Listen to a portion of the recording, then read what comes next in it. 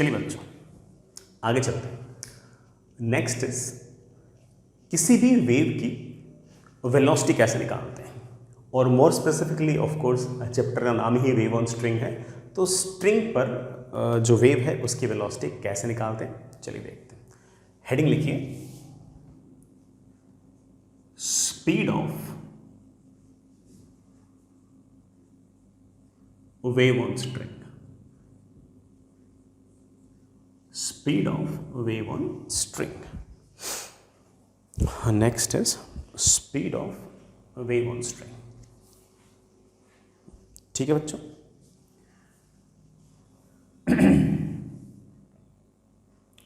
आपके पास इस तरह से एक रस्सी है, आपने उसमें एक पल्स क्रिएट कर दिया और ये पल्स लगातार सामने की तरफ जा रहा है। इस पल्स के सामने की तरफ जाने की जो वेलोसिटी है that is the velocity of disturbance, या फिर that is the velocity of the wave.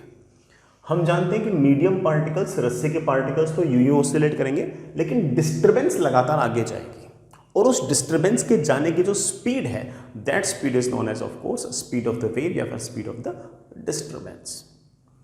मैं ये वेलोसिटी निकालने वाला हूं, ये फॉर्मूला हमें याद रखना है, लेकिन मैं इस फॉर्मूले को ना 3 तरीके से डिराइव कर रहा हूं। आप भी सोच रहे होंगे कि एक ही फॉर्मूला सर 3 तरीके से क्यों डिराइव कर रहे हैं। मैं तीनों तरीकों में कुछ सिखाना चाहता हूं, रिजल्ट तो वही आएगी, वो जो सिखाने वाली बात है ना वो मेरे लिए थोड़ी सी ज़्यादा इंपॉर्टेंट है। तो हैव पेशेंस विथ मी, मेरे पास कुछ बातें हैं बताने लायक, तो मैं उन बातों को बताने के लिए ये 3 तरह की डेरिवेशंस कर रहा हूँ, है ना। आप ऐसा मत समझना कि यार सर ने हमारा टाइम वेस्ट कर दिया, मैं बेटा आपका टाइम वेस्ट क्यों करूँगा, है ना। मैं तो कुछ सिखाने के मूड से हूँ, इसलिए है ना सुनिएगा। पहला तरीका है डायमेंशनल एनालिसिस। इस डायमेंशनल एनालिसिस वाले तरीके में बात बेटा ये है कि मान लीजिए कि आपके पास इस तरह से कोई स्ट्रिंग है, स्ट्रिंग के अंदर टेंशन जो है वो T है, रस्सी का जो मास है वो लेट से मेरे बच्चों m है, और रस्सी की जो लेंथ है वो लेट से आपके पास L है। तो भाई experimentally it can be shown that कि जो भी वेलोसिटी ऑफ वेव होगी वो टेंशन पर, रस्सी की मास पर और रस्सी की लेंथ पर किसी तरीके से डिपेंड कर रही है। तो मैं कह सकता हूं कि velocity of wave is some unitless dimensionless constant, ऐसा कांस्टेंट जिसके पास कोई यूनिट नहीं है, कोई डायमेंशन नहीं है, टेंशन पर डिपेंड कर रहा है, लेकिन मुझे उसके ये नहीं पता कि डायरेक्टली प्रोपोर्शनल है, इनवर्सली प्रोपोर्शनल है, तो मैंने t raise to power a लिख दिया है। वैसे मैंने m raise to power b लिख दिया है और l raise to power c लिख दिया है। ठीक है, डायमेंशनल एनालिसिस में सबकी डायमेंशन लिखो, लिखो तो सही। वेलोसिटी की डायमेंशन मेरे बच्चे जानते हैं, m raise to power 0, l raise to power 1 और t रेज टू पावर 1। ये जो k है ये कोई कांस्टेंट है, यूनिटलेस है, डायमेंशनलेस है, इसकी कोई डायमेंशन नहीं है। t is tension, tension is of course force, force की डायमेंशन हम लोग जानते हैं बढ़िया से, ml t-2 की पावर a। मास, मास की डायमेंशन हम जानते हैं कैपिटल M, इसकी पावर b, l है लेंथ, लेंथ की डायमेंशन l की पावर c। यहां से हम देख सकते हैं कि मेरे पास m की पावर आ गई है a प्लस बी, l की पावर आ गई है a प्लस c, a यहां से c यहां से, और t की पावर आ गई है -2। दोनों तरफ पावर्स को कंपेयर करो, m की पावर यहां पर a प्लस बी है, यहां पर 0 है, तो पक्की बात है कि a plus B should be equal to 0। a plus C इस तरफ है, इस तरफ 1 है, तो पक्की बात है कि a प्लस सी आपका 1 होना चाहिए। इधर -2a है t की पावर, यहां पर -1 है, तो -2a should be equal to -1, a की वैल्यू आ गई है हाफ। अगर a की वैल्यू हाफ आ गई है तो b की वैल्यू आ गई है -हाफ, और a की वैल्यू अगर हाफ आ गई है तो c की वैल्यू भी आ गई हाफ। और आपके पास कुल मिलाकर एक आपको अंदाजा लग गया कि आपकी वेलोसिटी ऑफ वेव जो है वो कोई ना कोई कांस्टेंट जो मैं नहीं निकाल सकता इस तरीके से, इंटू टी की पावर ए की वैल्यू हाफ, टी की पावर हाफ, और बोलो बेटा एम की पावर माइनस हाफ और एल की पावर हाफ। ऐसे मेरे पास वेलोसिटी ऑफ वेव आ गया some constant under root of T, ठीक है बेटा, यहां एम आ गया नीचे, एल आ गया ऊपर। ये एम बाई एल एक तरह से हो गया है इस रस्सी की मास पर यूनिट लेंथ। क्या हो गया बच्चों? मास पर यूनिट लेंथ। और कुल मिलाकर हमारे पास फाइनली वेलोसिटी ऑफ वेव जो आ गई है वो आ गई है some constant times under root of tension upon mu. Mu is basically किसको लिख दिया अपन लोगों ने? मास पर यूनिट लेंथ को लिख दिया। हालांकि मास पर यूनिट लेंथ हम पहले लैम्डा लिखते थे, आप लैम्डा भी लिख सकते हो, लेकिन बेटा मोस्टली बुक्स में म्यू लिखा हुआ था तो मैंने म्यू लिख दिया। म्यू इज बेसिकली मास पर unit length of string. It is mass per unit length of string.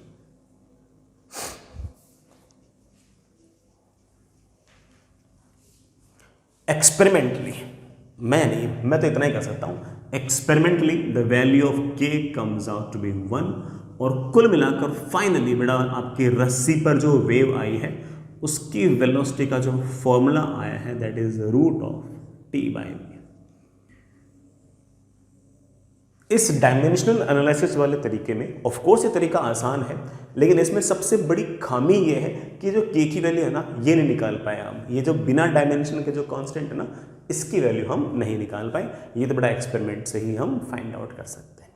तो कुल मिलाकर हमारे पास जो वेव की वेलोसिटी आ गई है वो आ गई under root of T upon mu.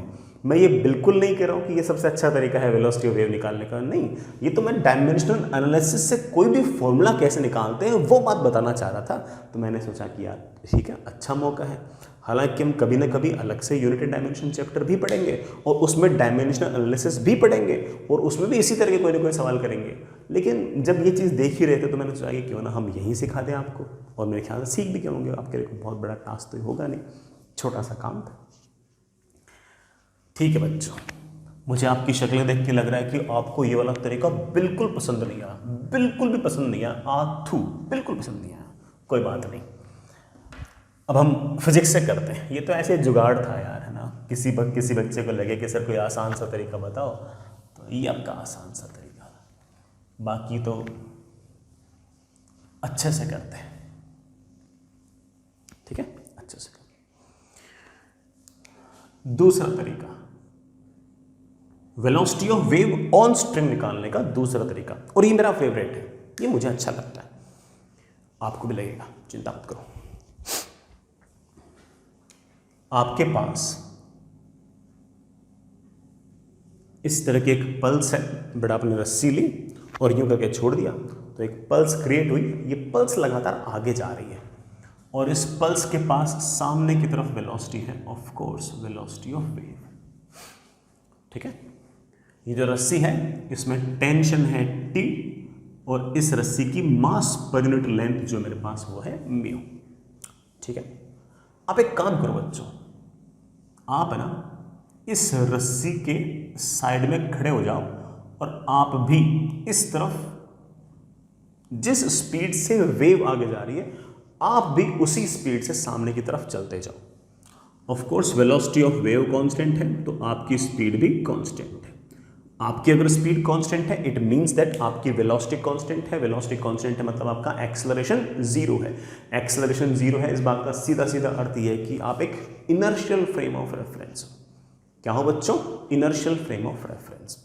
मतलब आप अगर किसी ऑब्जेक्ट की अगर एफबीडी बनाओगे तो आपको कोई सूडो फोर्स दिखाने की जरूरत नहीं है। भले ही आप भाग रहे हो लेकिन आप हो तो इनर्शियल फ्रेम ऑफ रेफरेंस, आपकी वेलोसिटी तो कांस्टेंट है। तो चलिए अब सुनिएगा बेटा, वैसे हम जानते हैं कि ग्राउंड से अगर देखें तो सारी रस्सी रेस्ट पे है, सारी रस्सी रेस्ट पे है। बस ये जो बम्प क्रिएट हुआ है, ये जो एक डिस्टर्बेंस क्रिएट हुई है, ये लगातार आगे जा रही है, बाकी रस्सी तो रेस्ट पे है।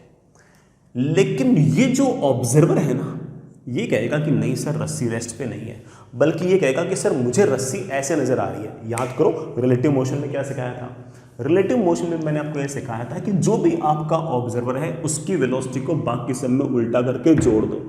तो ये जो रस्सी रेस्ट पे है, इस बालक को ये रस्सी रेस्ट पे नजर नहीं आएगी, बल्कि ये सारी के सारी रस्सी इसको ये यूं आते हुए नजर आएगी, सारी के सारी इसको रस्सी यूं आते हुए नजर आएगी ऐसे, जैसे सांप आता है ना, स्नेक आता है यूं करते हुए ऐसे आते हुए नजर आएगी। इसकी वेलोसिटी को इसमें उल्टा करके जोड़ दो, और जैसे उल्टा करके जोड़ा इसको रहेगा कि सारी की सारी रस्सी जो है वो ऐसे ऐसे आ रही है। तो विथ रेस्पेक्ट टू ऑब्जर्वर,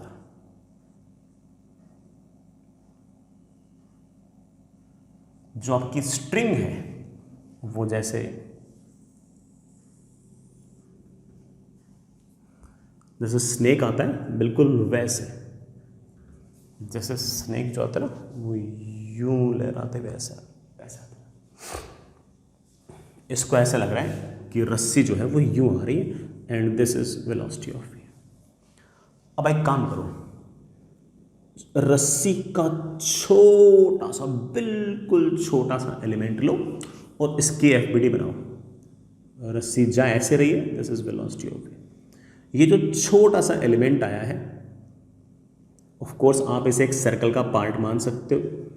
आप इसे मैं ये नहीं कह रहा कि ये सर्कुलर है, लेकिन जो भी कर्व होगा आप उसे किसी न किसी सर्कल का पार्ट तो मान ही सकते हो। जिस भी सर्कल का आप पार्ट मानते हो उस सर्कल के सेंटर को हम बोला करते थे सेंटर ऑफ कर्वेचर, और उसके रेडियस को हम बोला करते थे रेडियस ऑफ कर्वेचर। आप तो सिर्फ और सिर्फ इतने से पार्ट की एफबीडी बनाओ, एक बार बनाओ तो सही, अच्छा लगेगा। ये छोटा सा एंगल डी थीटा, ये छोटा सा एंगल डी थीटा, आराम से देखना, कोई जल्दबाजी नहीं है। इस इतने से पार्ट को बाकी वाली जो रस्सी होगी वो अपनी तरफ किसी न किसी फोर्स से खींचेगी। जिस फोर्स से खींचेगी that force will be tension at this point, मैंने इसको T1 लिख दिया है। ये जो भी फोर्स लगेगा ऑफ कोर्स ऐसे टेंजेंशियल डायरेक्शन में लगेगा। रस्सी का काम सिर्फ और सिर्फ खींचना होता है, रस्सी धक्का नहीं देती। इसी तरह से इस एलिमेंट को इधर वाली जो रस्सी होगी वो अपनी तरफ किसी न किसी फोर्स से खींचेगी, और जिस फोर्स से खींचेगी उस फोर्स को मैंने बोल दिया है T2। ये फोर्स ऐसे टेंजेंशियल डायरेक्शन में लगेगा, of course this angle will be 90। हालांकि बाय सिमेट्री बच्चे बोलेंगे सर T1 और T2 बराबर आना चाहिए, सर रस्सी तो हर जगह एक जैसी सी है, सर टेंशन बराबर आनी चाहिए। हाँ बेटा सही बात है, टेंशन बराबर आनी चाहिए। चाहो तो आप दोनों को T भी लिख सकते हो, कोई दिक्कत नहीं, लेकिन हमारी कैलकुलेशन से भी T1 और T2 की वैल्यू सेम आ जाएगी, चिंता मत करना। मैं कोई ग्रेविटेशनल फोर्स वगैरह कंसीडर नहीं कर रहा हूँ, मैं सिर्फ और सिर्फ ये जो रस्सी की इलास्टिक फोर्सेज जो टेंशन है सिर्फ और सिर्फ उसी को कंसीडर कर रहा हूँ। ग्रेविटेशनल फोर्सेज वगैरह नहीं, सिर्फ और सिर्फ वेव्स पढ़ रहे हैं, वेव्स बड़ा ग्रेविटी के अंदर क्या कर रही हैं उसमें मेरे बारे इतना इंटरेस्ट नहीं है। तो ये वाला एलिमेंट जो है मैं इसकी एफबीडी थोड़ी जूम करके बनाता हूँ, देखना। आपके पास छोटा सा रस्सी का एलिमेंट है, मैं पहले ही बोल दूं बच्चों रस्सी का एलिमेंट छोटा सा है, छोटा सा है, बस दिखाने के लिए बड़ा दिखा दिया। ये इसका यहां कहीं सेंटर ऑफ कर्वेचर, यहां से यहां तक की डिस्टेंस आपकी रेडियस ऑफ कर्वेचर, ये R, ये R, ये वाला एंगल डी थीटा, ये वाला एंगल डी थीटा। ये टोटल एंगल अगर 2d थीटा है तो यहां से यहां तक की लंबाई हो जाएगी R टाइम्स 2d थीटा। यही होता है बेटा, arc length is always radius into angle. इतने से हिस्से का छोटा सा मास आएगा, वो मास होगा मास पर यूनिट लेंथ मल्टीप्लाइड बाई ये वाली लेंथ। ये हमारी इतनी सी रस्सी का मास आ गया, let's say this mass is dn। फिर ना रस्सी का इधर वाला जो पोर्शन होगा ये इसे अपनी तरफ खींचेगा किसी न किसी फोर्स से, let's say this force is T1। This angle is obviously 90 degree. ये एंगल डी थीटा, ये एंगल 90 माइनस डी थीटा, तो ये वाला एंगल फिर से मेरे पास आ गया डी थीटा। इस रस्सी को इधर वाली रस्सी अपनी तरफ खींचेगी टेंजेंशियल डायरेक्शन में किसी न किसी फोर्स T2 से। ये वाला एंगल आपका 90, ये वाला एंगल डी थीटा, ये वाला एंगल 90 माइनस डी थीटा, तो मेरे पास ये वाला एंगल डी थीटा। और सारे की सारी जो रस्सी है वो इस ऑब्जर्वर के रेस्पेक्ट में यूं लिपटते हुए जा रही है, ऐसे जा रही है। कितनी वेलोसिटी से जा रही है? तो आपको कहोगे सर इतना सा छोटा सा मास है। बड़ा मास बहुत ज़्यादा नहीं है, मास चिन्ना सा है, छोटा सा है, पॉइंट मास टाइप है बेटा। तो पॉइंट मास टाइप हो तो दिखाने के लिए बड़ा दिखा दिया मैंने, छोटा सा पॉइंट मास। और इसके पास स्पीड है v w। अगर इसके पास स्पीड है v w तो ऑफ कोर्स इसके पास सेंटर की तरफ कोई ना कोई एक्सेलरेशन होना चाहिए, and this acceleration should be speed का तो स्क्वायर डिवाइड बाई यहाँ पर जो भी रेडियस ऑफ कर्वेचर। तो ये जो छोटा सा मास टॉप पर बेटा जो छोटा सा मास है dm, बस बड़ा दिखा दिया, इसके पास सेंटर की तरफ एक्सेलरेशन होगा ये। अगर एक्सेलरेशन इस तरफ है तो इस तरफ नेट फोर्स 0 होना चाहिए। इस T1 के दो कंपोनेंट आएंगे, इधर की तरफ आएगा T1 का cos d थीटा, इधर की तरफ आएगा मेरे पास T1 का sin d थीटा, इधर की तरफ मेरे पास आएगा T2 का cos d थीटा, और इधर की तरफ आएगा T2 का sin d थीटा। आप कहोगे सर इस छोटे से dm मास के पास एक्सेलरेशन सेंटर की तरफ है, तो सर फोर्स इस तरफ होना चाहिए, इस तरफ का फोर्स होना चाहिए 0, और इस तरफ का फोर्स 0 होने के लिए this should be equal to this. जैसे मैंने T1 का cos d थीटा को मैंने T2 का cos d थीटा लिखा, तो cos d थीटा से cos थीटा कैंसिल, और मेरे पास आ गया T1 इक्वल्स टू T2। इसका मतलब रस्सी में हर जगह टेंशन सेम होगी। अच्छी बात है, हमारी एक्सपेक्टेशन भी मोर और लेस इसी तरह की थी। मैं इस टेंशन को एक बार के लिए T मान लेता हूँ, ठीक है। अब इधर की तरफ फोर्स है T sin d थीटा, इधर की तरफ फोर्स है T sin d थीटा। तो इस छोटे से dm मास पर सेंटर की तरफ फोर्स है, कितना फोर्स है 2T sin d theta, and we know that कि this net force must be equal to ये छोटा सा चिन्ना सा मास मल्टीप्लाइड बाय सेंटर की तरफ एक्सेलरेशन।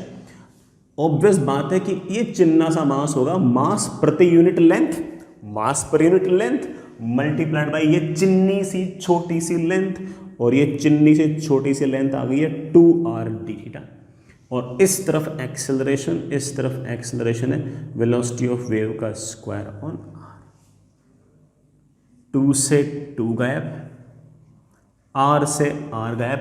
थैंक गॉड R से R गायब हो गया, हमें तो वैसे भी रेडियस ऑफ कर्वेचर निकालने में हालत ख़राब हो जाती। कर्व की इक्वेशन क्या है, ये क्या है, वो क्या है, रेडियस ऑफ कर्वेचर तो पता भी नहीं था। हालांकि हमने पहले पढ़ रखे है रेडियस ऑफ कर्वेचर किसी ग्राफ से कैसे निकालते हैं, बट यहाँ हमें ग्राफ की कौन से कर्व की में इक्वेशन पता है, अच्छा वो नहीं है। डी थीटा अगर छोटा है तो sine D theta is always equals to D theta. याद है बेटा, अगर एंगल छोटा होता है तो मैंने आपको क्लास में सिखा रखा है sine X is nearly equal to X, तो sine D theta is equals to D theta. Tension बच गया, म्यू बच गया, मेरे पास आ गया tension is equals to mu into velocity of wave का स्क्वायर। और फाइनली मेरे पास वेलोसिटी ऑफ वेव का बड़ा ही शानदार सा फॉर्मूला आ गया, velocity of wave is under root of tension. This is the formula to remember. हमारे सवाल तो फॉर्मूले से होंगे, लेकिन एडवांस का कोई भी अगर सवाल आता है तो उसके लिए तो बिल्कुल डेप्थ में सारी बात पता होनी चाहिए ना। इतनी डिटेल में जब बातें पता होंगी तब जाके कोई एडवांस का तगड़ा सवाल हो पाएगा। मेन वाला सवाल तो ऑब्वियस बात है, फॉर्मूले में वैल्यूज रखो आंसर आएगा, हम कर भी लेंगे, अपनी शीट में सवाल है अपन कर लेंगे। लेकिन एडवांस का सवाल तो यार हर चीज़ डिमांड करता है ना, वो तो हर चीज़ डिमांड करता है, वो तो चाहता है कि हमें हर चीज़ आए, हर चीज़ बढ़िया से बताओ। तो मैंने थोड़ा टाइम ज़रूर लगाया, बट मेरे ख्याल से आप लोग समझ गए होंगे। मेरे पास फाइनली जो वेलोसिटी ऑफ वेव आई है that is under root of tension upon mu. ऊपर टेंशन नीचे म्यू, म्यू मतलब बड़ा कोफिशिएंट ऑफ फ्रिक्शन नहीं है, म्यू आपका ऑफ कोर्स मास पर यूनिट लेंथ है, रस्सी की मास प्रति यूनिट लेंथ है, रस्सी का मास पर यूनिट लेंथ है। ठीक है बच्चों, बढ़िया लगा होगा। मेरा फेवरेट यही है, मुझे अच्छा लगता है, और मुझे ऐसा लगता है कि इसी बहाने ना हल्का फुल्का ये जो डायग्राम बनाया ना अपन ने बनाया था सर्कुलर मोशन के अंदर, बिल्कुल बनाया था एक सवाल में, याद आ गया होगा शायद मोस्टली बच्चों को, एग्जैक्टली ऐसी है वीडियो बनाई थी अपन, है ना, याद आ गया होगा। तो इस तरह की चीज़ें रिवाइज भी आती हैं और मुझे थोड़ा सा डेरिवेशन पसंद है, लेकिन मुझे एक डेरिवेशन और अच्छा लगता है। अगेन बेटा मैं फिर इस बात को बोलता हूँ कि मैं इतने सारे डेरिवेशन और इतनी सारी बातें इसलिए कराता हूँ क्योंकि मुझे ऐसा लगता है कि ना इन डेरिवेशंस के थ्रू बच्चों का दिमाग तो खुलता ही है ना यार, आईक्यू तो बढ़ता ही कि यार कैसे कैसे सोची जा सकती हैं, कितनी डिटेल में कितनी बारीकी से किसी बात को अपन सोच सकते हैं, है कि नहीं। तो चलो थोड़ा सा और पोस्टमार्टम करते हैं। मैथमेटिकली मैं इस बात को मानता हूँ कि 11th क्लास के बच्चे को ये तीसरा वाला तरीका उतना पसंद नहीं आता, क्योंकि इसमें एक स्टेप ऐसा है जिसके लिए हल्की फुल्की कैलकुलस आनी चाहिए, जो बच्चा मोस्टली 12वीं क्लास में पढ़ता है ना। बट मैं कोशिश करूँगा कि तुम लोग है ना समझ जाओ, है ना। और ऑफ कोर्स फायदा होगा, कोई नुकसान थोड़ी होगा यार ना, ऐसा कोई ऐसा थोड़ी नुकसान। जैसे ये रस्सी बेटा, इस पर कोई वेव जा रही है ऐसे, मैंने छोटा सा बिल्कुल छोटा सा मास लिया ऐसे रस्सी का, मैं सिर्फ और सिर्फ यहां से यहां तक जो रस्सी का पार्टिकल है सिर्फ उसको डिस्कस कर रहा हूं कि उसके साथ क्या हो रहा है। वेव जा रही है y as a function of course x and t, जो भी है हम जानते हैं। अच्छा बेटा मैं इस पॉइंट को नाम दे रहा हूं 1, इस पॉइंट को नाम दे रहा हूं 2। ग्रेविटेशनल फोर्स वगैरह कुछ नहीं, सिर्फ और सिर्फ रस्सी का टेंशन का फोर्स ही हम लोग हैंडल कर पाएंगे, वही देखते रहो। इतने से एलिमेंट में ही मुझे इंटरेस्ट है और मुझे किसी और एलिमेंट में इंटरेस्ट ही नहीं है, इंटरेस्ट ही नहीं। सुनना बच्चों, इस इतने से एलिमेंट को बाकी वाली जो रस्सी होगी वो अपनी तरफ खींचेगी,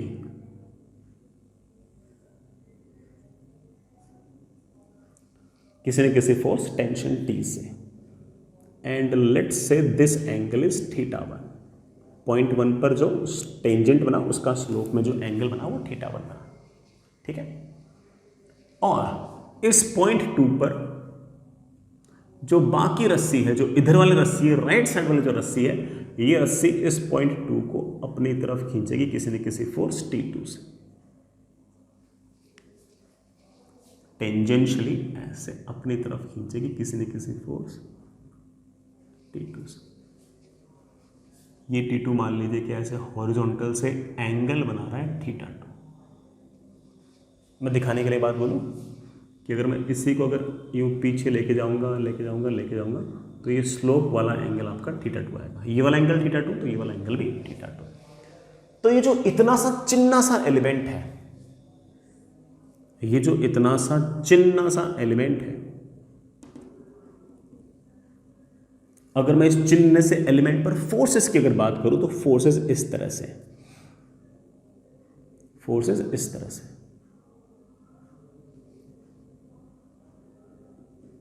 ये मैं टेंशन बराबर ही मानता हूं, फोर्सेस इस तरह से।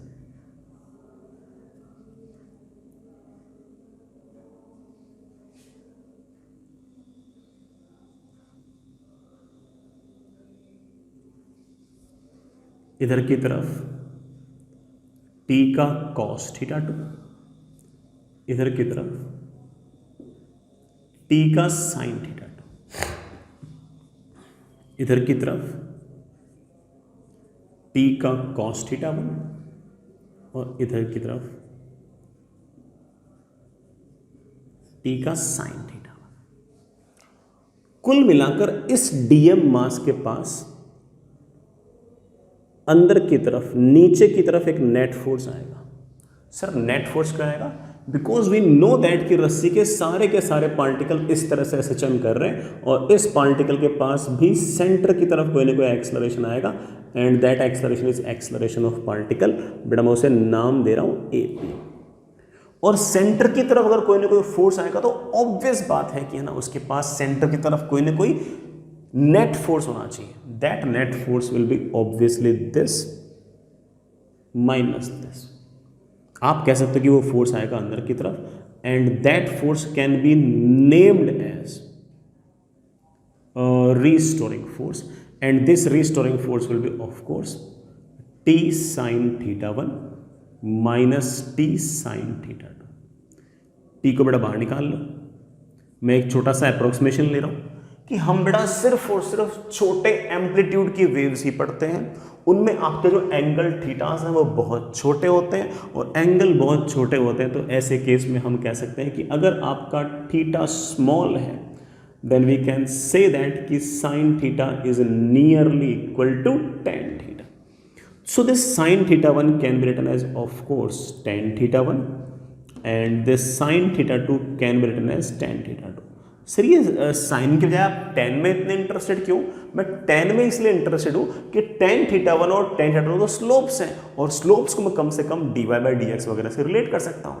साइन थीटा को रिलेट करना मेरे लिए मुश्किल होता, टेन थीटा को रिलेट करना मेरे लिए आसान होता. सो टेंशन मेरे पास बाहर आ गया, and that will be tan theta 1 is of course slope at point 1. Slope at point 1 is of course del y by del x at point 1 minus tan theta 2 is of course slope at point 2, so that is del y by del x at point 2. This is your restoring force. This is your restoring force.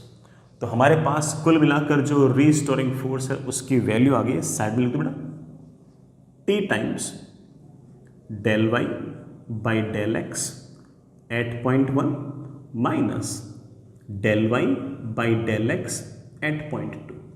And we know that कि net force is always equals to mass into acceleration. That will be इसका mass into acceleration. That will be छोटा सा mass dm into इसका acceleration. Acceleration is of course ap. ये जो छोटा सा mass है इसे मैं अप्रोक्सीमेटली लिख सकता हूं म्यू, मतलब मास पर यूनिट लेंथ मल्टीप्लाइड बाय इसकी लेंथ. इसकी लेंथ बेटा ये छोटी सी लेंथ आएगी dx, ये छोटी सी लेंथ आएगी dy, तो इसकी लेंथ में लिखनी चाहिए रूट ऑफ dx का स्क्वायर प्लस dy का स्क्वायर. मतलब लेकिन हम मोस्टली जो वेव्स पढ़ते हैं उनके एम्पलीट्यूड वगैरह बहुत ज़्यादा नहीं होते, तो dy काफ़ी छोटा होगा, तो इसको तुम चाहे रूट ऑफ dx का स्क्वायर प्लस dy का स्क्वायर लिखो या सिर्फ dx लिखो, एक ही बात है. तो मैं कह रहा हूं बेटा इस बात को कि मैंने अप्रोक्सीमेशन लिया है, तो mu into length, length is ये लेंथ और ये लेंथ नियरली सेम, तो into dx into acceleration. Acceleration मैं आपको बेटा पहले से बता चुका हूं, that is del 2y by del t square. That is del 2y by del t square. ठीक है बच्चों, इससे मैं लिख सकता हूं acceleration of particle is del 2y upon del t square. Del 2y upon del t square is t upon mu into del y by del x at point 1 minus del y by del x at point 2 dy by d.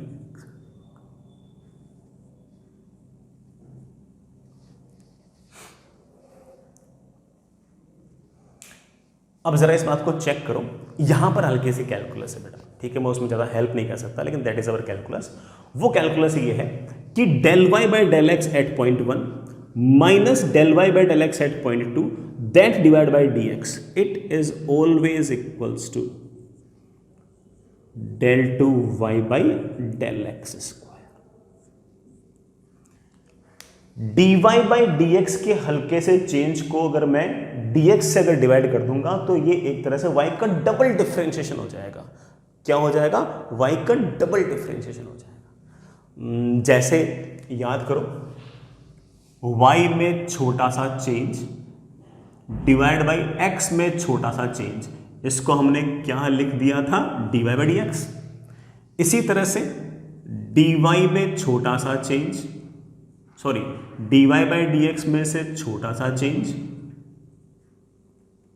dy by dx में से छोटा सा change divide by dx, ये हमारा हो जाएगा d2y by dx square. मैं इस स्टेप के लिए ऐसा मानता हूँ कि यार इसके लिए हल्की फुल्की कैलकुलस आनी चाहिए, ठीक है। नहीं भी आ रही तो कोई बात नहीं, है ना, क्लास 12 तुम पढ़ ही लोगे।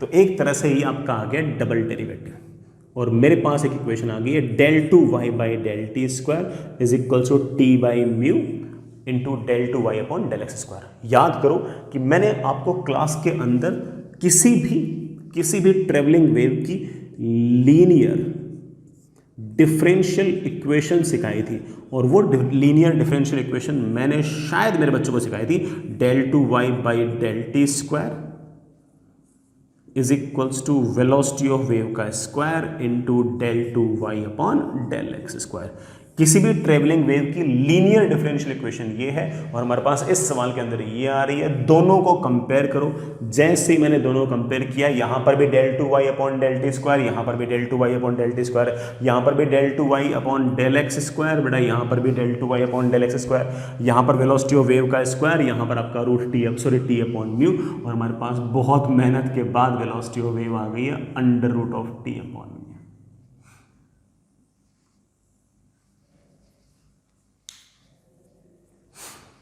मैं मानता हूं इस बात को कि ना इसके अंदर अप्रोक्सीमेशंस थोड़े से ज़्यादा थे, बट हो सकता है बेटा किसी बच्चे ने कहीं पर इस तरह की डेरिवेशन देखी हो और वो उसको लगता हो कि सर मुझे भी डेरिवेशन आनी चाहिए, तो मैंने अपनी तरफ से खूब मेहनत कराई दी है। बाकी तो ठीक है बेटा, आखिर में याद क्या करना है, फॉर्मूला याद करना है। तो किसी भी सामान्य बच्चे को, या फिर बड़ा कोई बच्चा है ऐसा जिसको सिर्फ और सिर्फ मेन में इंटरेस्ट है, जे मेन में इंटरेस्ट है, वो तो सिर्फ और सिर्फ velocity of wave is equals to root T upon mu पर ध्यान दे। और कोई बच्चा हर चीज़ को ऑफकोर्स बारीकी से अगर समझना चाहे, तो मैंने एक ही चीज़ को 3 अलग अलग तरीके से समझाने की कोशिश की है। तीसरे तरीके में मानता हूँ कि मैथमेटिकली चीज़ें थोड़ी सी कॉम्प्लिकेट हुई ज़रूर हैं, और ऑफकोर्स अप्रोक्सीमेशंस भी ज़्यादा है, अप्रोक्सीमेशंस कम नहीं है, अप्रोक्सीमेशंस भी ज़्यादा है, बट ठीक है ना। कहीं अगर आपने देखी हो बेटा इस तरह की डेरिवेशन, तो आपको कम से कम आइडिया होना चाहिए कि हाँ यार हमें भी इस तरह की बातें आती तो हैं, भले हम करें नहीं, वो अलग बात है, मानता है, ठीक। तो आप तो बेटा सिर्फ और सिर्फ फॉर्मूला याद रख के भी बहुत सारा काम बना सकते हो, बहुत सारा काम चल जाएगा अपना, ठीक है बच्चों। आगे चलते हैं। हम जिस तरह से देख रहे थे कि वेव ऑन स्ट्रिंग पर जो स्पीड है वेव की, that is under root of tension upon mu. जो टेंशन है वो रिप्रेजेंट करती है एक तरह से इलास्टिसिटी को, और जो आपका म्यू है वो ऑफ कोर्स रिप्रेजेंट करता है रस्सी के इनर्शिया को, रस्सी के इनर्शिया। तो ऐसे आप देख सकते हो कि velocity of wave is root T upon mu, it is basically root of elasticity upon inertia of the string. चलिए इस पे सवाल करते हैं कुछ, है ना। हमारे पास सवाल बच्चों इस तरह का है, ये एक फिक्स्ड वॉल, ये आपके पास एक सरफेस, यहां एक पुल्ली,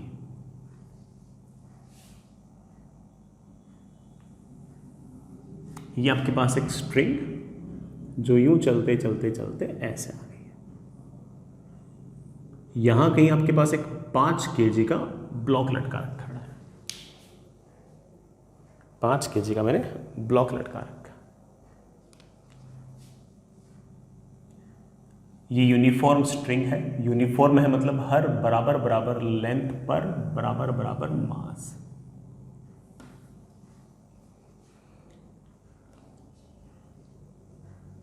ठीक है बच्चों, यहां से लेकर यहां तक जो स्ट्रिंग है इसकी लेंथ आपके पास 10 मीटर है, और यहां से लेकर यहां तक जो स्ट्रिंग है इसका जो मास है वो आपके पास 50 ग्राम्स। यहां से हमने जो रस्सी है उसका मास 50 ग्राम्स है। आपने रस्सी के इस पॉइंट को प्लग किया, जैसे हल्का सा प्लग करके छोड़ा तो यहां से एक पल्स चलना स्टार्ट हुई इस तरफ। ठीक है बच्चों, फाइंड स्पीड ऑफ पल्स। ये जो पल्स है इसके पास कितनी स्पीड है ये बताओ। दूसरा सवाल में भी लिख लो, find time taken by pulse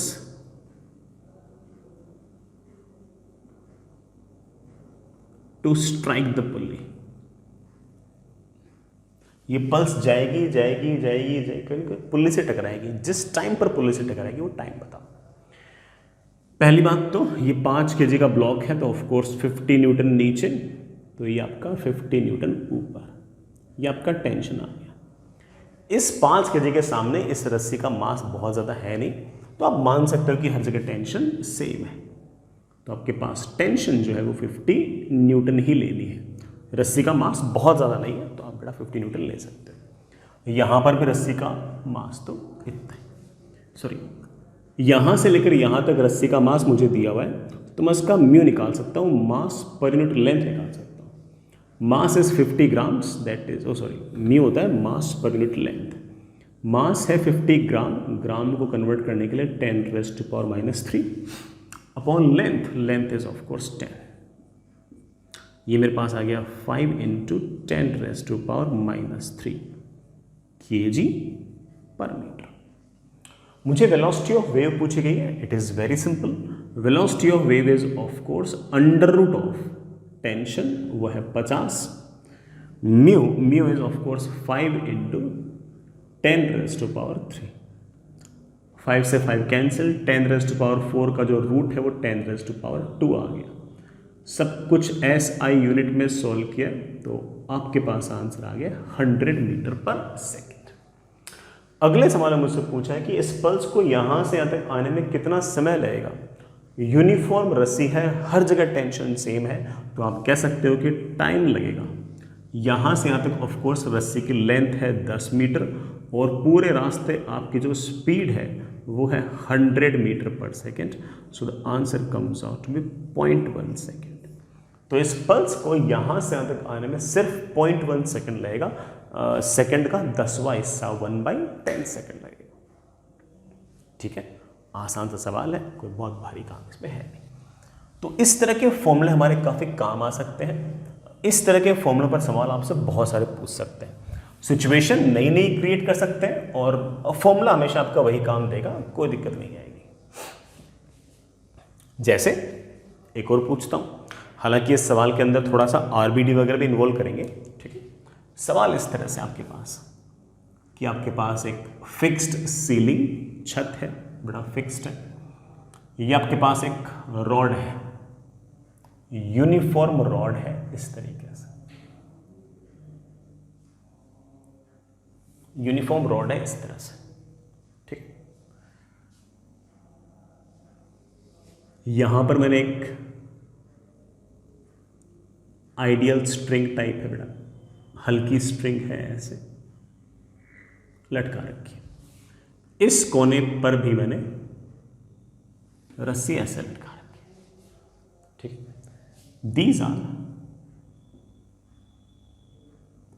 2 ideal strings. Ideal मतलब बेटा लाइट, जितनी हल्की। दोनों की दोनों स्ट्रिंग्स आइडेंटिकल है। आइडेंटिकल है तो ऑफ कोर्स दोनों के अंदर म्यू की वैल्यू सेम होगी, दोनों में म्यू सेम आएगा, दोनों में म्यू सेम आएगा। ठीक, ये आपके पास कोई यूनिफॉर्म प्लैंक है ऐसे,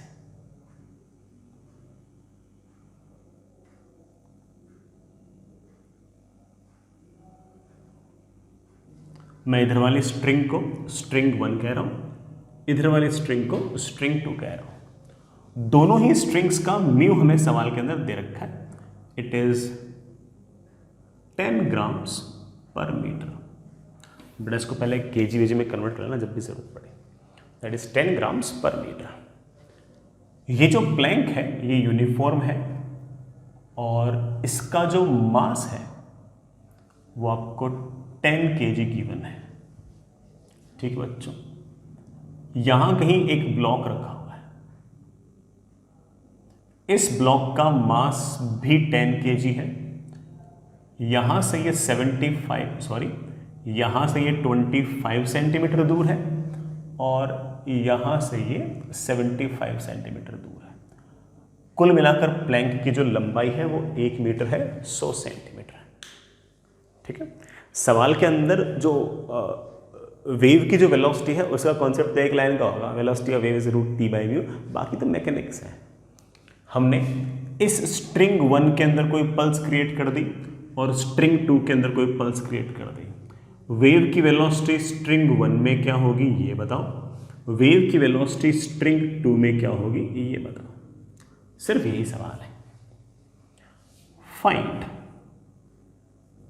v1 एंड v2। बेटा ये v1 और v2 मैंने डायग्राम में दिखा दिए। v1 and v2 are the velocity of waves in string 1 and string 2। तो आप कहोगे सर दोनों रस्सियों में म्यू तो सवाल में दिया हुआ है, तो एक्चुअली मुझे टेंशन चाहिए, मतलब रस्सी में टेंशन चाहिए। रस्सी में अगर टेंशन पता लग गई तो मेरा काम बन जाएगा। तो एक काम करते हैं, इस रस्सी में मैं मान लेता हूं कि एक बार के लिए टेंशन है T1 और इस रस्सी में मैं एक बार के लिए टेंशन मान लेता हूं T2। T1 और T2 कितने अननोन हैं? 2। उनको सॉल्व करने के लिए कितने क्वेश्चन चाहिए? 2।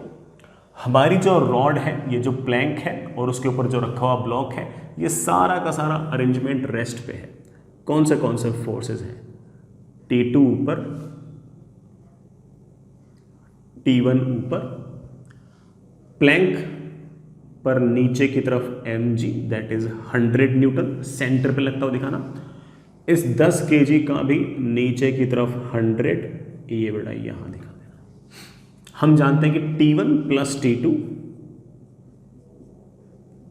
Should be equal to 200 newton. This is my equation number 1। Sir दूसरी इक्वेशन कहां से आएगी? सिस्टम पर नेट फोर्स तो जीरो है ही है, सिस्टम पर लगने वाला नेट टॉर्क भी जीरो है। आपकी रॉड तो रोटेट करने से रही, रॉड अगर रोटेट नहीं कर रही, रॉड अगर रेस्ट पे, तो नेट टॉर्क जीरो होना चाहिए। सर नेट टॉर्क कहां से जीरो होना चाहिए? सिखा रखा है बच्चों, जब भी नेट फोर्स जीरो हो तो आप नेट टॉर्क जीरो कहीं से भी कर सकते हो, कोई दिक्कत नहीं है। यहां से करना चाहो, यहां से करना चाहो, यहां से करना चाहो, यहां से करना चाहो, किसी और पॉइंट से करना चाहो, मर्जी है आपकी। जैसे मैं यहां से नेट टॉर्क अगर जीरो करना चाहूंगा तो T1 का टॉर्क तो जीरो, क्योंकि T1 तो वहीं से पास हो रहा है। 100 का टॉर्क आएगा क्लॉकवाइज, 100 का टॉर्क आएगा क्लॉकवाइज और T2 का टॉर्क आएगा anti clockwise. Net torque zero होने के लिए इसका टॉर्क प्लस इसका torque should be equal to इसका टॉर्क। इसका टॉर्क आएगा 100 newton into 25 centimetre plus 100 newton into 50 centimetre should be equal to T2 into 100 centimetre. Centimetre centimetre centimetre आपका cancel और T2 की वैल्यू आ गई है कितनी? 75 आई क्या? 75 न्यूटन। मैं एक बार कैलकुलेशन फिर से चेक कर लूँ। हाँ 75 ही आई। और T2 जैसे ही मेरे पास 75 न्यूटन आया, T1 की वैल्यू मेरे पास 125 न्यूटन आ गई। अब तो सवाल में कुछ बचा ही नहीं, सवाल में तो सिर्फ मैकेनिक्स ही खास थी, बाकी तो जो वेलोसिटी ऑफ वेव का फॉर्मूला वो तुम्हारे लिए कितना ट्रिवियल है। आप कह सकते हो कि velocity of wave in string 1, string 1 के अंदर वेव की वेलोसिटी होगी रूट ऑफ टेंशन। टेंशन है 125 अपॉन म्यू, म्यू है 10 ग्राम, ग्राम नहीं बेटा किलोग्राम पर मीटर, ये वेलोसिटी ऑफ वेव है। सॉल्व करते रहना, answer is of course in metre per second. What is the velocity of wave in string 2? तो आप बोलोगे सर बहुत आसान, that is under root of tension.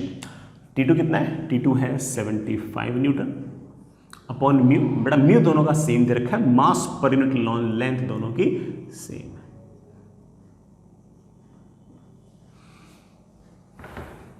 Solve तो कर लोगे ना?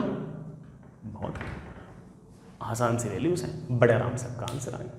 तो ठीक है बेटा, इस तरह से हम बड़े आराम से वेलोसिटी ऑफ वेव निकाल सकते हैं। और इस तरह के सवालों में इंपॉर्टेंट चीज़ तो मैकेनिक्स है, बाकी चीज़ें तो आसान ही है। बाकी चीज़ें मतलब ये जो फॉर्मूला तुम लगा रहे हो ये तो आसान है, टफ चीज़ तो सिर्फ और सिर्फ वो मैकेनिक्स थी और कुछ नहीं थी। ठीक है, आगे चलते हैं बच्चों। नेक्स्ट सवाल को थोड़ा सा और अपन कॉम्प्लिकेट भी कर सकते हैं, मतलब कॉम्प्लिकेट मतलब थोड़ा सा टफ कर सकते हैं।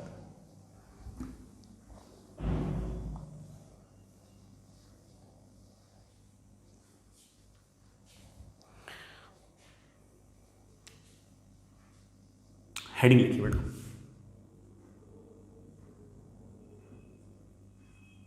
Velocity of wave in uniform string नहीं बेटा, मैंने यूनिफॉर्म रोप लिखी है, और रोप मतलब थोड़ी सी मोटी है, थोड़ी मोटी है, और बेटा रोप अगर मोटी है तो उसका खुद का कुछ ना कुछ मास होगा। तो उस केस में हो सकता है कि हर जगह टेंशन सेम ना हो, और अगर टेंशन हर जगह सेम नहीं है तो ऐसे केस के अंदर हम किस तरीके से वेलोसिटी ऑफ वेव निकालते हैं देखते हैं। मैं इसे एज ए एग्जाम्पल लेगा। ये आपके पास एक फिक्स्ड सीलिंग छत है,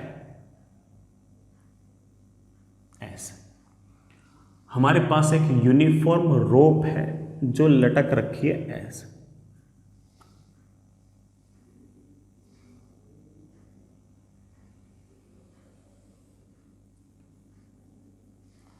रोप है ऐसे,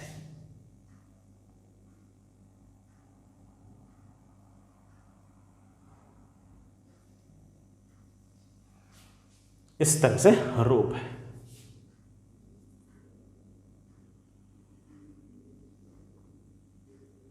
यूनिफॉर्म रोप है, मास m है, लेंथ l है, हर बराबर बराबर लेंथ पर बराबर बराबर मास है। सबसे नीचे वाले पॉइंट को पकड़ के अपन लोगों ने ऐसे हल्की सी पल्स क्रिएट कर दी। जो आपने पल्स क्रिएट कर दी वो पल्स ऑफ कोर्स धीरे धीरे धीरे धीरे धीरे ऊपर जाएगी। सब सवाल हो जाएंगे, तुम तो जैसे मैं कहता ना वैसे करो। यहां से मतलब बॉटम से x डिस्टेंस ऊपर मैंने एक पॉइंट ले लिया P। मैंने बॉटम से x डिस्टेंस ऊपर एक पॉइंट ले लिया P। जो कहूं सिर्फ वो करना है। पहला सवाल है find tension eight point P। बिल्कुल आसान सवाल।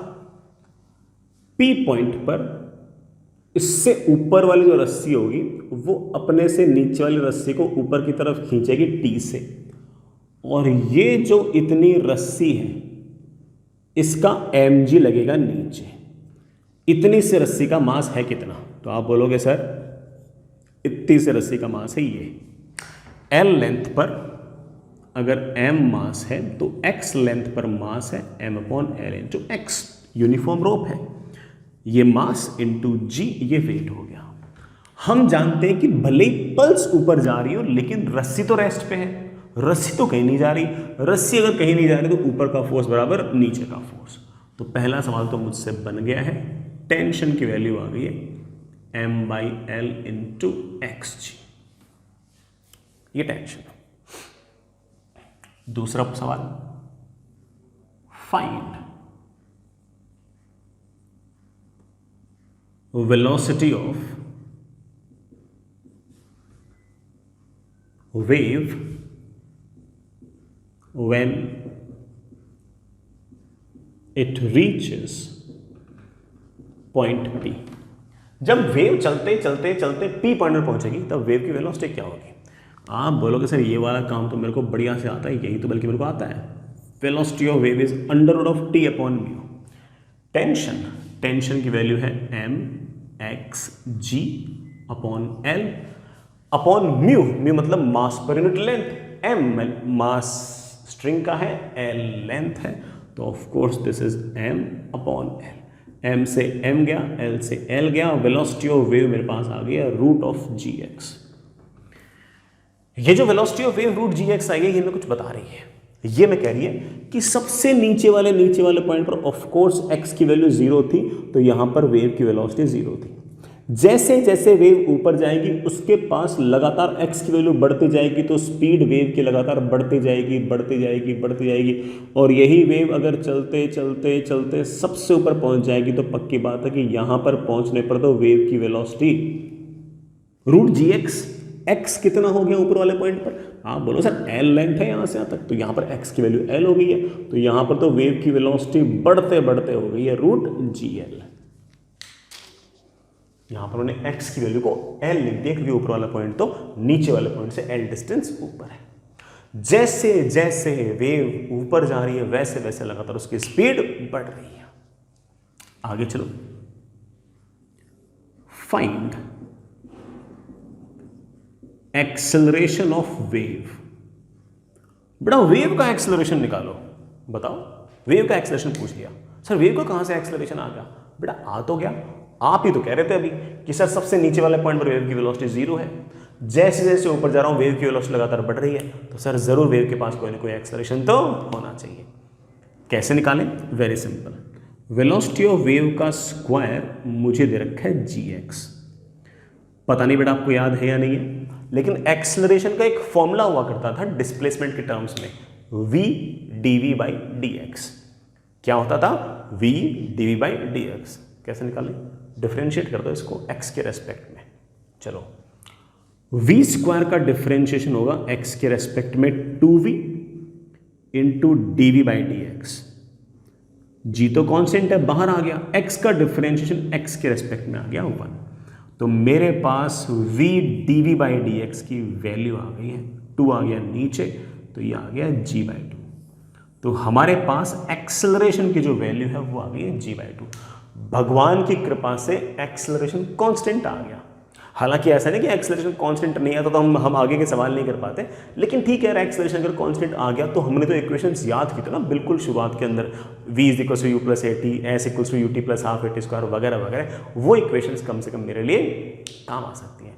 अगर एक्सेलरेशन कांस्टेंट ना आता हम सवाल तो तब भी कर लेते, अपन तो फूडू बच्चे हैं, हम तब भी कर लेते, बट मेरा इसमें कोई रोल नहीं है। भगवान की कृपा से ये एक्सेलरेशन जो है ये कांस्टेंट है, सब ऊपर वाले की कृपा है, एक्सेलरेशन कांस्टेंट है। बढ़िया। अगला सवाल मैं फिर से बोल रहा हूं, कल को अगर एक्सेलरेशन कांस्टेंट नहीं आया तो ऐसा नहीं कि मैं चूड़ियां तोड़ने लग गए कि हाय राम क्या होगा, तब भी कर लेते, तब इंटीग्रेट करना पड़ता। ठीक है, तो एक्सेलरेशन कभी कांस्टेंट ना आए तो ऐसा नहीं कि हम बर्बाद ही हो गए कि हाय राम अब क्या होगा, तब भी कोई ना कोई रास्ता तो निकल ही आएगा, है कि? Fourth, find time taken by pulse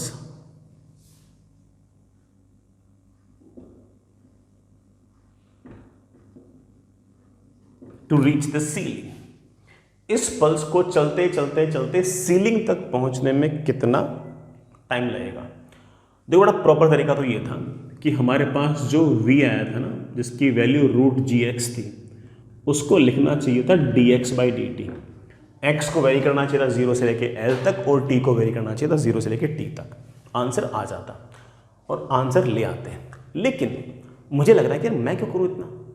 जब एक्सेलरेशन कांस्टेंट ही आ गया था फिर तो मेरे लिए बहुत आसान काम है। मुझे यहाँ से यहाँ तक का अगर टाइम निकालना है तो ज़रा सोच, इनिशियल वेलोसिटी पता है, फाइनल वेलोसिटी पता है, वेव का ऊपर की तरफ जो एक्सेलरेशन g/2 है वो पता है, और यहाँ से अगर टाइम पूछा है, इनिशियल वेलोसिटी पता है, फाइनल वेलोसिटी पता है, एक्सेलरेशन पता है, टाइम पूछा है, तो मैं तो ये सोच रहा हूँ कि ये वाला इक्वेशन लगाता हूँ, v is equals to u plus a t. Final velocity है root g l, initial velocity है 0, एक्सेलरेशन है g/2 into T.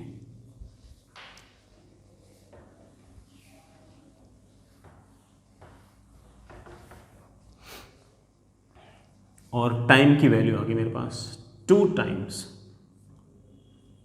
Root l by जी।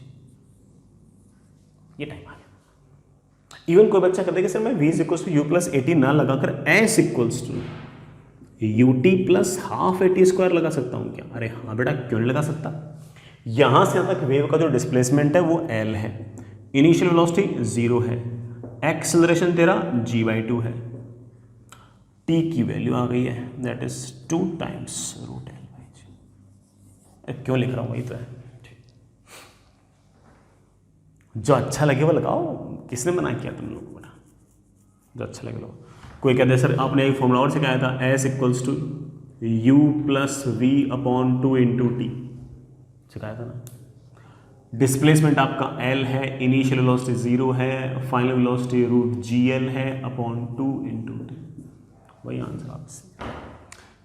लेकिन हम इतनी सारी बातें इसलिए कर पा रहे हैं क्योंकि एक्सेलरेशन कांस्टेंट आ गया, तब जाके अपन हीरो बन रहे हैं कि अच्छा ये वाला इक्वेशन लगा दो, अच्छा ये वाला लगा दो, तब हीरो बन रहे हैं। अगर ये एक्सेलरेशन कांस्टेंट ना आता तो अपनी औकात में रहते अपन और ढंग से डिफरेंशियल इक्वेशन बना के सॉल्व करते हैं उसको।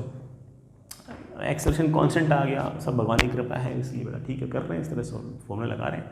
अदरवाइज हम बिल्कुल लाइन टू लाइन चलते, इंटीग्रेशन करते, बढ़िया लिमिट लगा रहे, तब भी आंसर आता, बस अपन हीरो नहीं बन पाते, है ना, इतनी पंचायत नहीं कर पाते। अब पंचायत कर लिया अपन खूब सारी, ठीक है, समझ तो करेंगे, ठीक है बेटा। आसान सा ही काम था, आई होप टफ तो नहीं लगा होगा। चलिए बच्चों, मिटा रहा हूं बेटा इसको मैं।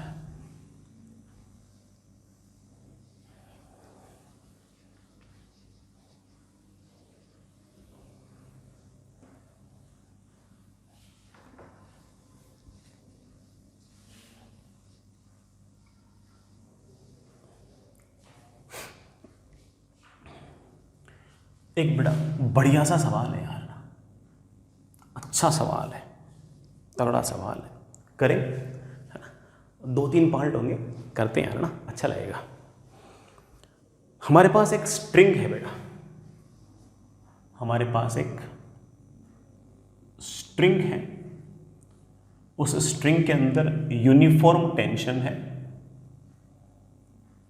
5 न्यूटन की, और उस रस्सी का मुझे म्यू दे रखा है, म्यू मतलब मास पर यूनिट लेंथ दे रखा है, and it is given as 50 grams पर मीटर। इसको बड़ा SI यूनिट में कन्वर्ट वगैरह कर सकते हो। T इज इक्वल्स टू 0 पर, अच्छा इस स्ट्रिंग में वेव है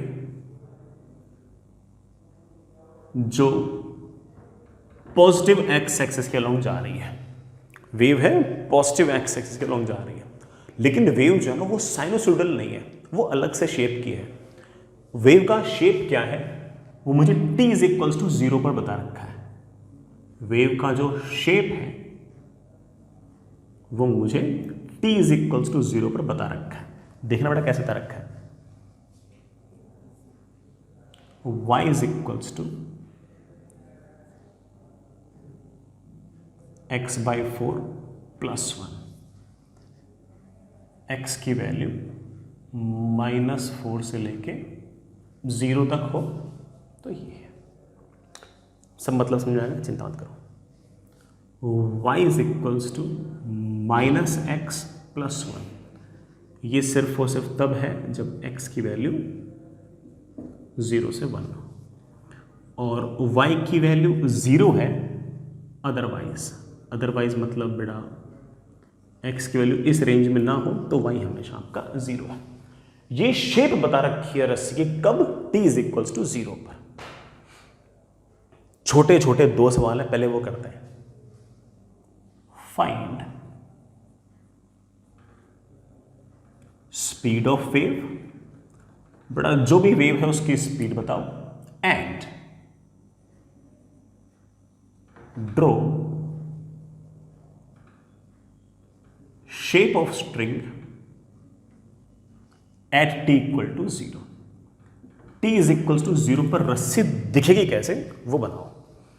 हालांकि थोड़ा मैथमेटिकल इन्वॉल्वमेंट है, बट बड़ा अपन इतने डम भी नहीं है कि ना हम ये काम ना कर सके, है ना, कर लेंगे अपन, ठीक है, सब कर लेंगे अपन, सब कर लेंगे।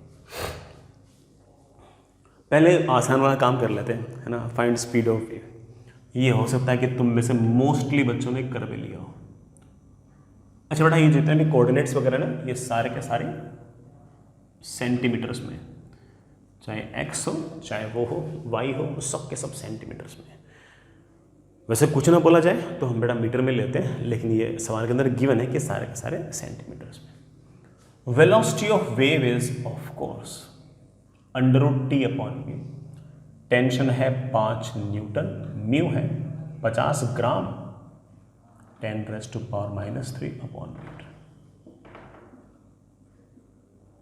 नीचे आ गया 10⁻², ऊपर गया तो 10⁻², 10⁻² का रूट आएगा 10। वेलोसिटी ऑफ वेव आ गई 10 मीटर पर सेकेंड। सारे कोऑर्डिनेट बड़ा सेंटीमीटर में है, तो मैं जानबूझ के इसे एक बार के लिए 1000 सेंटीमीटर पर सेकेंड लिख रहा हूं। क्या लिख रहा हूं बेटा? 1000 सेंटीमीटर पर सेकेंड। रस्सी दिखने में कैसी होगी? t इज इक्वल टू 0 पर। बेटा डायग्राम मुझे यहां बनाना चाहिए, लेकिन यहां पर सवाल लिखा हुआ है, तो मैं एक बार ऐसा रफ टाइप है ना उधर बना देता हूं। ये आपका y, ये आपका x। x की वैल्यू -4 से लेके 0 जब तक है, x की वैल्यू -4 से लेके 0 जब तक है, तब मुझे दे रखा है y is equals to x/4 + 1। देखना, y पर पावर 1, x पर पावर 1, लीनियर इक्वेशन। ग्राफ कैसा आएगा? Straight line. स्लोप क्या आएगा? 1/4। y इंटरसेप्ट क्या आएगा? 1। तो मुझे ऐसा लग रहा है कि -4 से लेके 0 तक पॉजिटिव स्लोप, मतलब ऐसा सा ग्राफ बनना चाहिए। बना देंगे। x की वैल्यू -4 रखना, -4 रखा तो -1 और 1 कितना आ गया? 0। तो y की वैल्यू आ गई 0। इसका मतलब x की वैल्यू जब -4 होगी तो y की वैल्यू 0। और उसके बाद ऑफ कोर्स पॉजिटिव स्लोप है तो it will be like this this this this. लेकिन जब x की वैल्यू 0 होगी, जब जैसे ही x की वैल्यू 0 होगी तो y की वैल्यू 1 हो जाएगी। तो ये वाला जो हाइट है ये वाला पॉइंट आ गया 0,1। -4 से लेके 0 तक तो रस्सी कैसे होगी पता लग गया। उसके बाद में 0 से लेके 1 तक, x की वैल्यू जब 0 से लेके 1 तक है तब रस्सी का शेप क्या होगा? देखना, y पर पावर 1, x पर पावर 1, लीनियर इक्वेशन। ग्राफ कैसा आएगा? Straight line. लेकिन x का जो ये कोफिशिएंट है तो नेगेटिव है, तो स्लोप है -1। स्लोप -1 है, इसका मतलब ग्राफ यूं नहीं होगा, यूं नहीं होगा, ऐसे होगा। बना देंगे अपने को क्या है। x को 0 रखना तो y की वैल्यू क्या आ गई? 1। x की वैल्यू 0 तो y की वैल्यू 1। फिर x की वैल्यू बढ़ते बढ़ते जब 1 हो जाएगी, 1 रखना तो y की वैल्यू 0 हो जाएगी। तो x की वैल्यू जब 1 होगी तो y की वैल्यू 0 हो जाएगी। This point is your 1,0।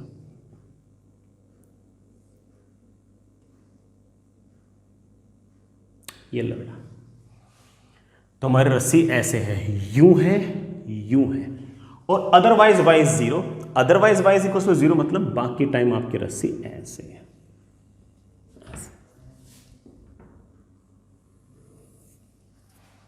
यहां पर रस्सी नहीं बेटा, रस्सी सिर्फ ऐसे है, जूम।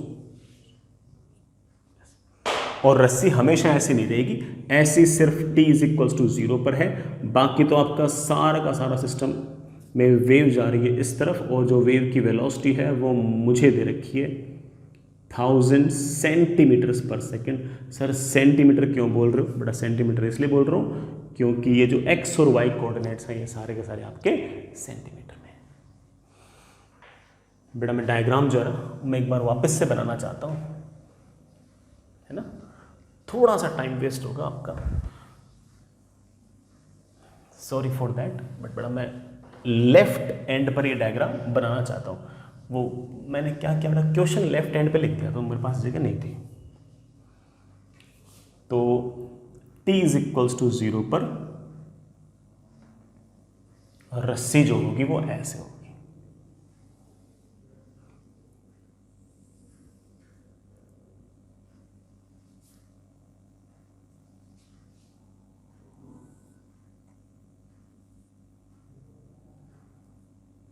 ये आपका 1,0, ये आपका 0,1, ये -4,0, ये लीजिए रस्सी ऐसे।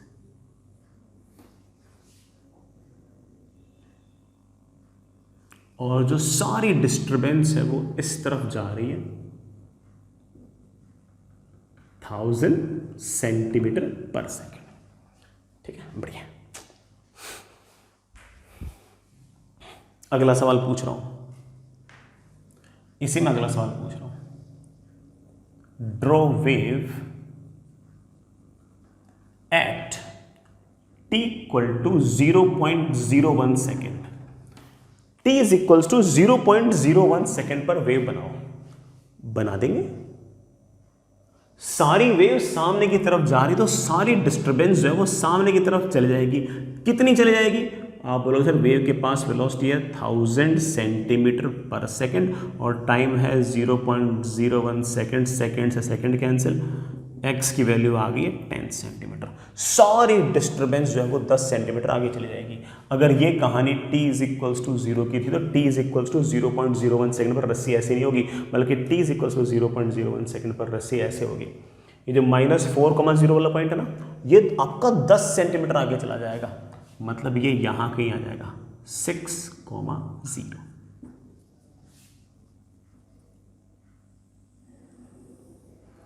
ये जो पॉइंट है जहां पर मैक्सिमा आ रहा है, ये 0 पर आ रहा है, अब ये 0 पर नहीं आएगा, 10 पे आएगा।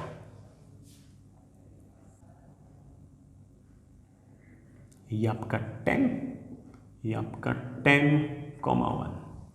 ये जो पॉइंट अभी तो 1 पे है, ये 10 सेंटीमीटर आगे चला जाएगा तो 11 पे आ जाएगा। This point is your 11,0। लो बेटा, ये हमने रस्सी बना दी है कब? t is equals to 0.01 second बना दी। इसी में अगला सवाल, at t is equals to 0.01 second find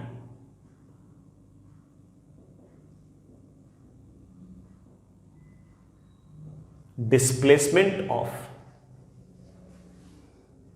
x equal to 7, x equal to 8, x equal to 9, x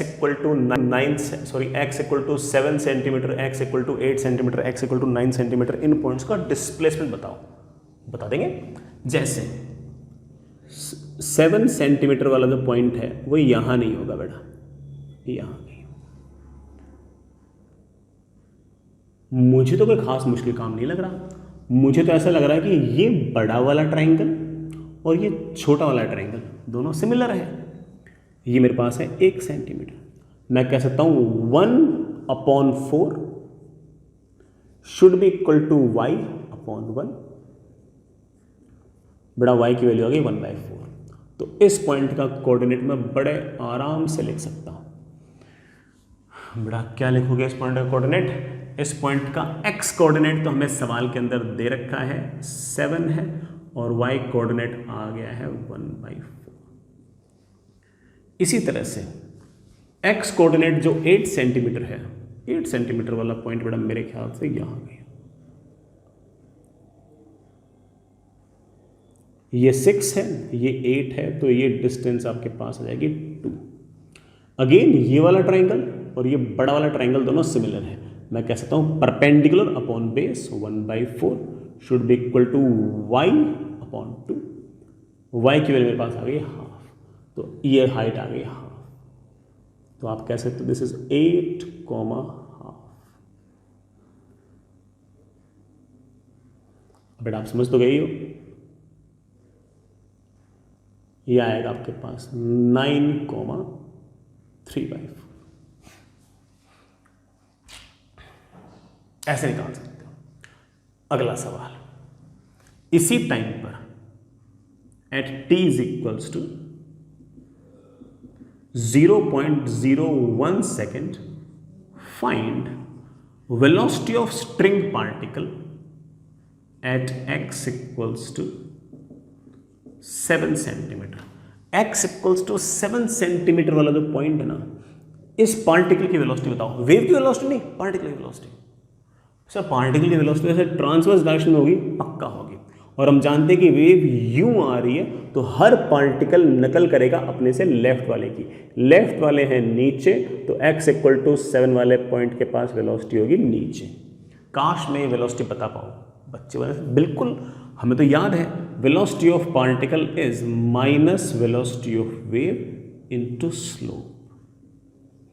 velocity of wave is -1000 centimetre पर सेकेंड मल्टीप्लाइड विथ स्लोप। यार तो पूरी स्ट्रेट लाइन है, स्ट्रेट लाइन पर तो हर जगह स्लोप सेम होता है, मतलब इस स्ट्रेट लाइन के तो हर जगह स्लोप सेम होगा। और अगर ये वाला एंगल थीटा है, मैं बड़े आराम से बोलता हूँ tan theta is perpendicular upon base. Perpendicular है 1, बेस है 4, दैट इज 1/4। मेरे पास आ गया -250 सेंटीमीटर पर सेकेंड। ये माइनस तो सिर्फ और सिर्फ क्या बता रहा है कि वेलोसिटी इस पार्टिकल के ऊपर नहीं है, नीचे है। अगर मैंने गलती से पूछ लिया कि बताओ बेटा ये x इक्वल्स टू 8 वाले की कितनी वेलोसिटी है, x इक्वल्स टू 9 वाले की वेलोसिटी कितनी है, तो आप बोला सर सबकी सेम है, सारे के सारे सेम स्ट्रेट लाइन पे है, तो हर जगह स्लोप सेम है, और हर जगह स्लोप सेम है, वेलोसिटी ऑफ वेव तो वैसे सेम है, तो बेटा हर पार्टिकल वेलोसिटी तो सेम है। साइनसोइडल वेव में हर जगह स्लोप सेम नहीं होता, तो हर पॉइंट पर अलग अलग वेलोसिटी होती थी।